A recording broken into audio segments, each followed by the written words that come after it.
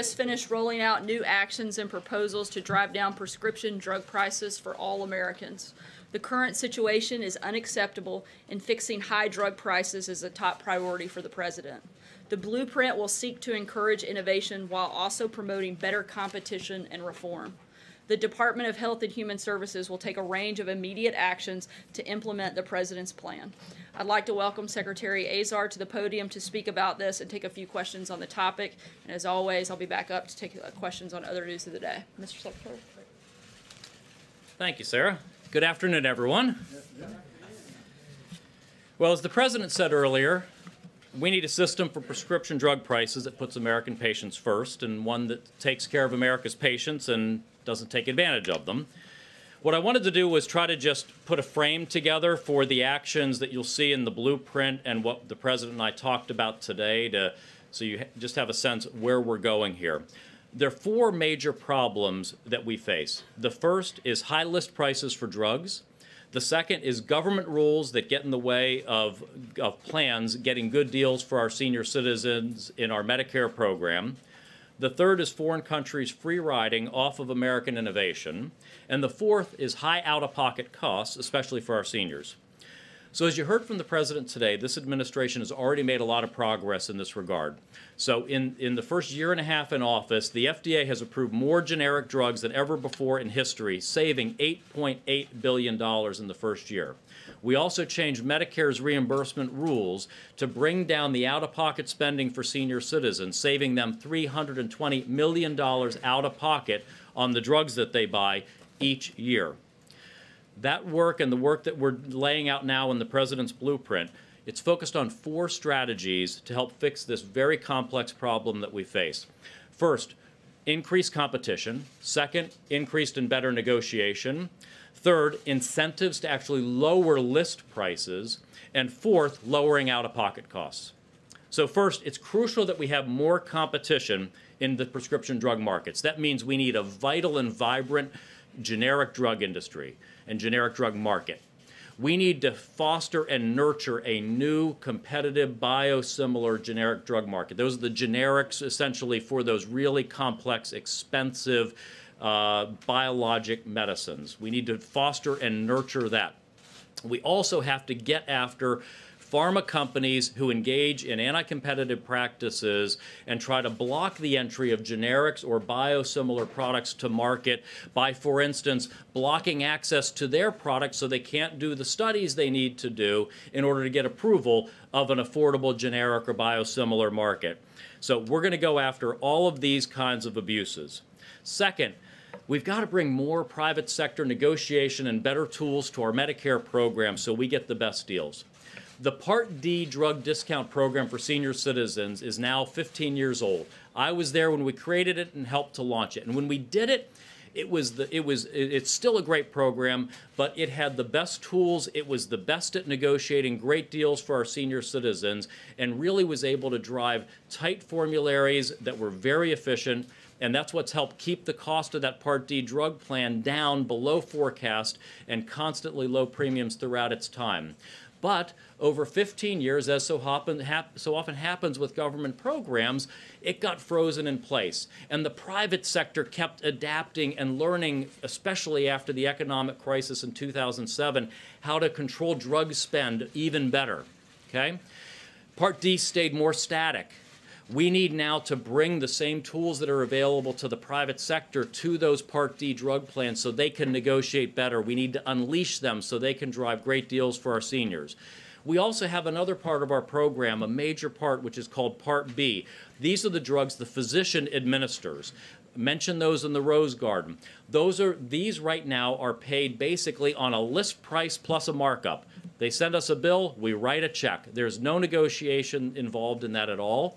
And the President has proposed in his budget, and we are reemphasizing, we've got to figure out ways to move those drugs, especially the high-cost ones, into the private Part D drug plan negotiations so that we can get a deal and start getting bargains on that for our seniors and for taxpayers. We need to look at other mechanisms, and you'll see that in the blueprint, some other ones that also help us negotiate better deals there for those plans.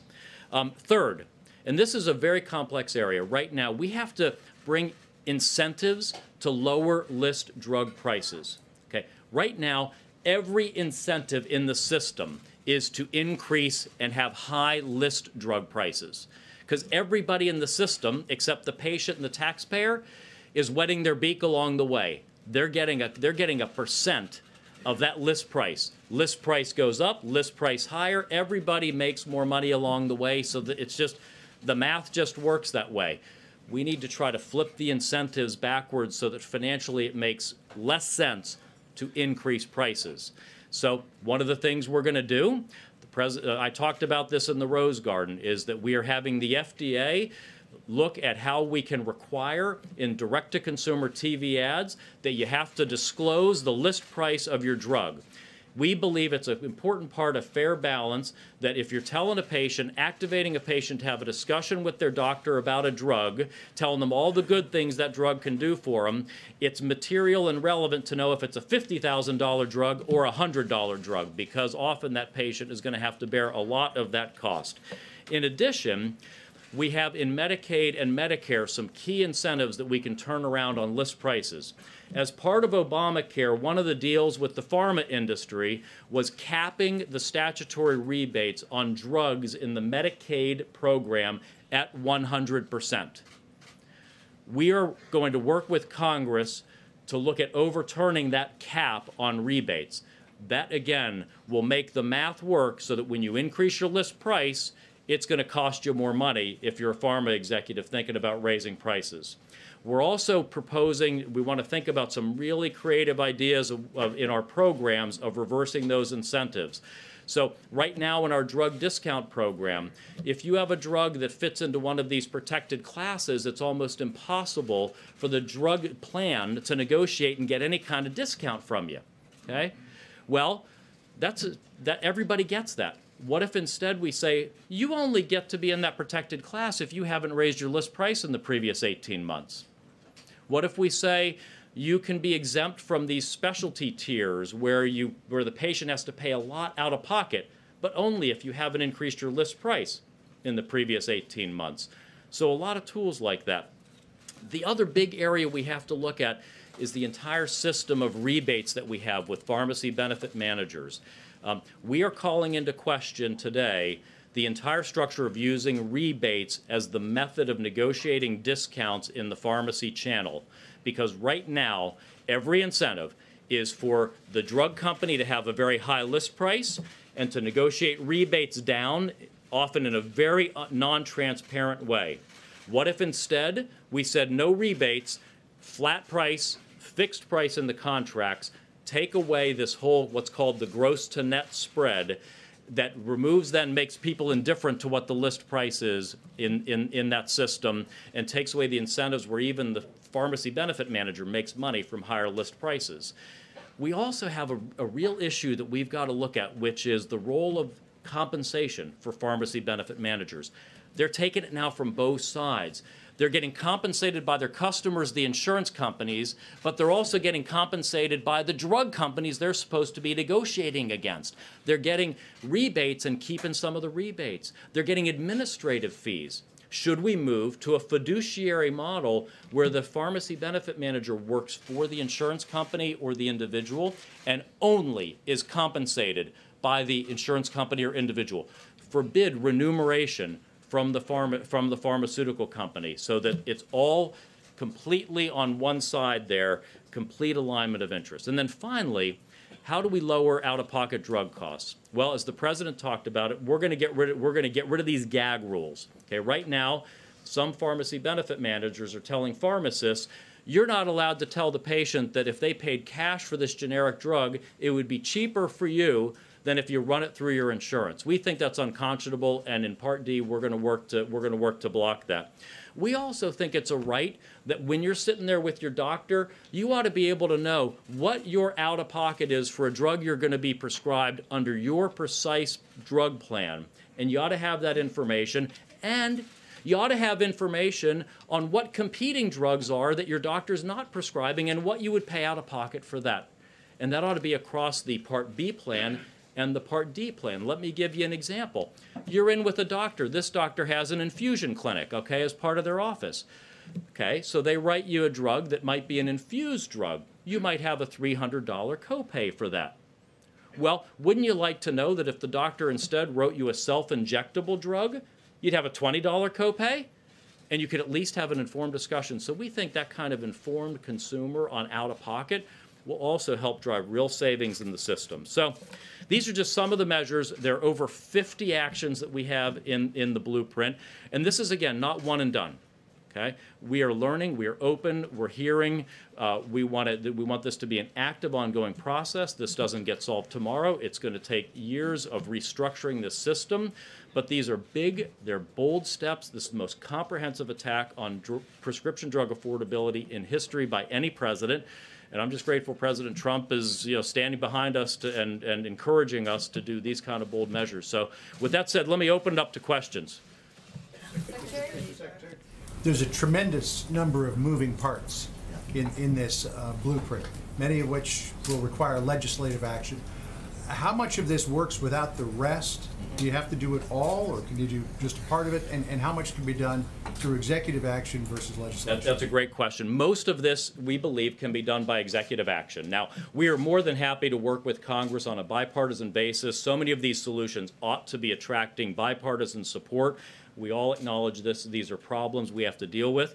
But we believe most of these actions are steps that we can take using our regulatory authorities, especially with the power in the Medicare program.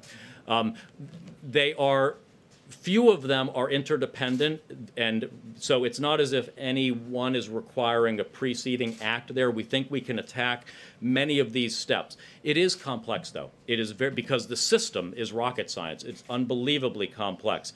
And it is a very sophisticated approach, hitting at so many of the financial and business levers behind the system. Instead of throwing just sort of political speak at this as it would have been easy to do, it's a very business mindset focus on how do you actually change the underlying financial levers here to genuinely solve the problems. That's what the president wants. He wants it to actually solve the problem and lead to results. Jeff? Thank you. How soon will consumers actually see lower drug prices? Yep. So already they're seeing lower drug prices from that historic level of generic drug approval last year. That's almost $9 billion a year from all those generics on the market.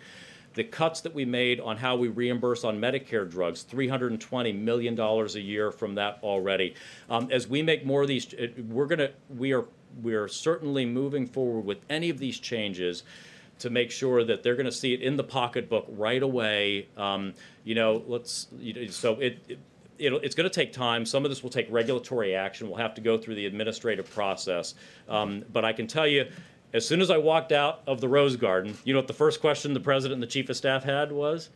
When's the execution? I want the execution framework. We're going to have a meeting next week on the timelines and getting it all done. So is it a matter of weeks or is it months? The consumers could actually see that benefit? It's going to be months for the kind of actions that we need to take here. Again, it took decades to erect this very complex interwoven system. We're talking about entrenched market players, complex financial arrangements that would have to be redesigned.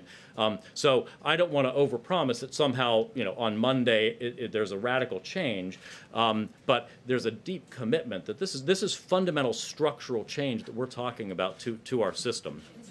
Yes? Thank you very much, sir. India is making a lot of drugs. Pfizer company, there are many other companies out there. How India is going to be affected for this action today? And also at the same time, next month is Yoga International Day announced by the United Nations and Prime Minister of India. How yoga can help? Maybe you don't need any drugs if you have yoga. Well, I'll stick with the first one, which is generic drugs.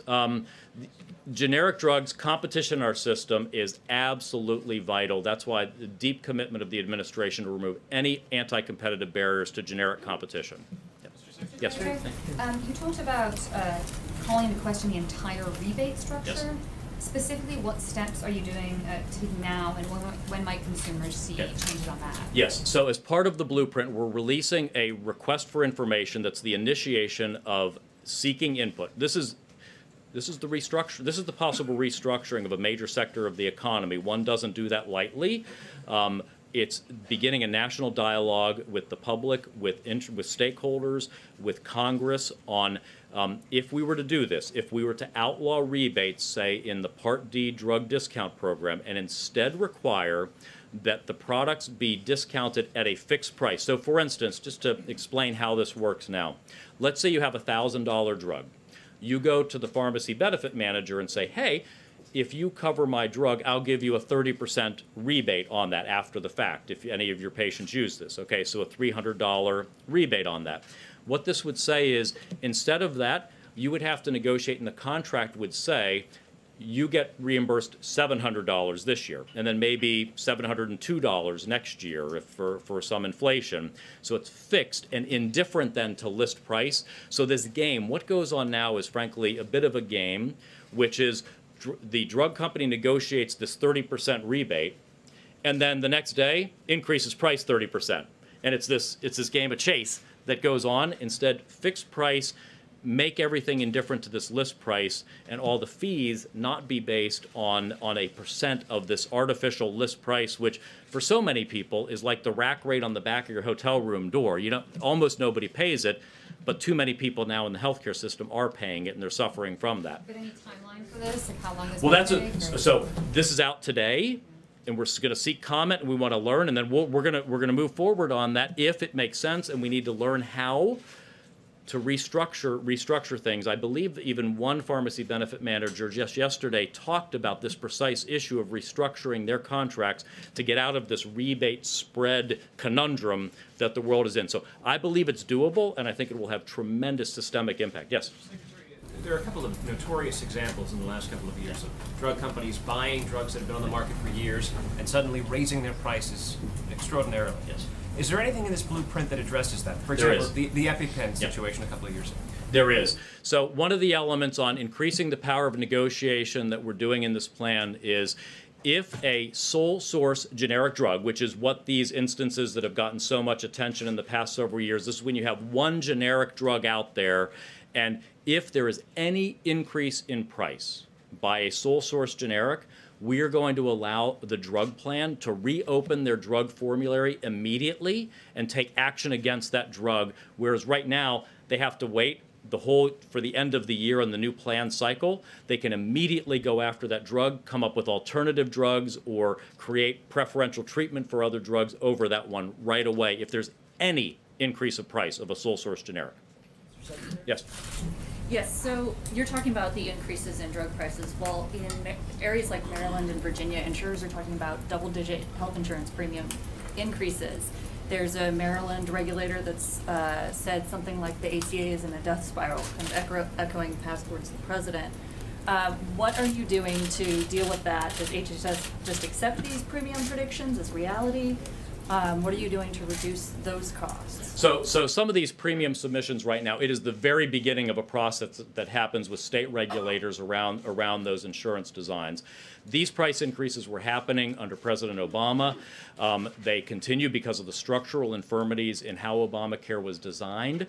This is why the president has been so adamant about producing alternative, affordable options for patients, because for so many, the 28 million forgotten men and women in this country have been forced out of the individual market and are sitting there without insurance, even though they were the promise they would have accessible, affordable, competitive insurance that they could keep.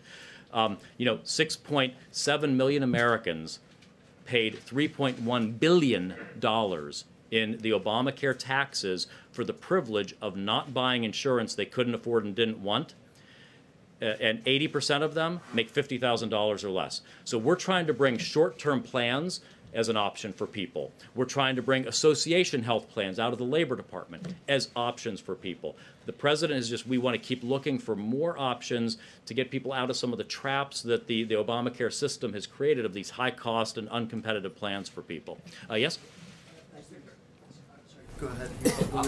Mr. Secretary, I had a question about another issue at HHS, actually. The Justice Department has indicated the department is set to change an Obamacare rule that would bar medical practitioners from denying medical treatment to transgender people, including gender reassignment surgery. Will HHS repeal that rule? I'm not familiar with that particular issue, so I'm gonna talk about drug pricing. I'm not familiar with that. I'll look into that when I get back over to the department. Thank you. Yes. Thank you. So you talked about Medicare Part B negotiating better prices. that is the same thing that the president referred to when he said that other countries' socialized Medicare medicine systems are ripping us off.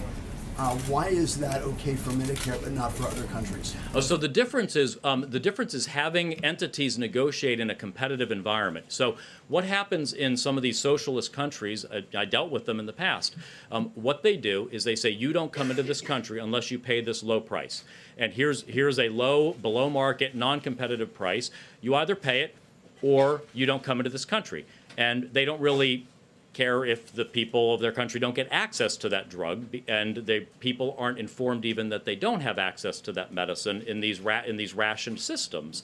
And so that's completely different from what we're doing, where we're harnessing the power of the private negotiating market to negotiate deals. So for instance, the way Part D works, the system that we want to try to emulate and use tools from in that Part B, is one drug plan might say, I'm not going to cover this drug because I didn't get a good enough deal. And then another plan might cover that drug because they think they got a good enough deal. But the key is the senior citizens in the driver's seat. They get to say, all right, then I'm going to choose, I need that drug. I'm going to buy this plan and I'll pay the premium for that plan because I want insurance there. You know, if you're in a socialized country, it's one size fits all. You can't exit except getting on an airplane to America where you can get access to that medicine. So, yes. Thank you. When people hear about this plan, read about this plan over the upcoming days, they're presumably going to learn about yourself as well, and they might say, wait a minute, somebody who was a pharma executive is now going to be the one in charge of lowering drug prices. How is that going to work? Your pitch to Americans that they can trust you to oversee this effort would be what? I'd say trust us by our actions and by the deeds in the blueprint. Over 50 action plans that are hard-hitting. It's the hardest-hitting plan ever proposed by a president across the entire spectrum of every player in this industry to drive down drug prices and make drugs more affordable. And this is, I know this from having been on the other side running a drug company in these issues, which is, I actually looked at if you could lower drug prices. It didn't work for any one company. This is how perverse the system is. You put yourself at a disadvantage in the system by having a lower list price drug than others. Again, because every player in the system makes more money as a percent off of that list price. This is precisely why I'm so excited to be here in government with the knowledge that I've got and this team has about how we can change the rules of the road and actually change the system so that we can reverse those incentives to make that work, make those choices work, bring down drug prices, and make things more affordable. Are you suggesting that when you were running a big pharmaceutical that one of the reasons why you couldn't lower the price was because you were at a disadvantage? And if that's and do you regret the math that doesn't it's gotten work to this point as somebody who was in that position? The system doesn't make that work. My job now with the President's Commission is to make that work so that the incentives work to actually bring prices down, charge less on the list price. That's exactly what we're about, is to fix that, because no one company on their own can change that dynamic. The entire system actually is built for increased prices and high prices. This plan reverses those dynamics. Let's take one last question. Okay, yes? The president said in the Rose Garden that you guys were going to try to stop pharmaceutical companies from using patents to extend their monopoly. I'm wondering if you could walk through exactly what the patent process you plan to change, if it's going to extend beyond what we saw in the budget proposal a few months ago, and whether we should expect to see sort of increased enforcement on pay-for-delay deals. Yeah. Give you one or two examples of the kinds of abuses we're talking about. You know, to be able to bring a generic drug to market or a biosimilar to market, you actually have to prove that your version, your copy of it, is bioequivalent to the innovator medicine. Well, you have to have access to that medicine to be able to run the tests and studies. Well, what some companies are doing is locking down access to those medicines, hiding behind what are called the REMS programs, these safety programs of FDA. And even when FDA says, no, you can share that for clinical trial testing, no problem, they're also creating limited distribution agreements with distributors to not allow these generic companies access to them. And that's one of the things we're going to be going after to make sure that these kind of anti-competitive behaviors that don't allow the affordability affordable medicines to get to market, that we blow those away. Well, thank you all very much. A very complex system, of course, a multi-factor, multi-stakeholder approach. It is the president's, it's the most comprehensive approach ever. Look forward in the days and weeks ahead to keep engaged with you, to help walk you all through the different elements of it as you have a chance to digest it. Thank you. Buy drugs from Canada.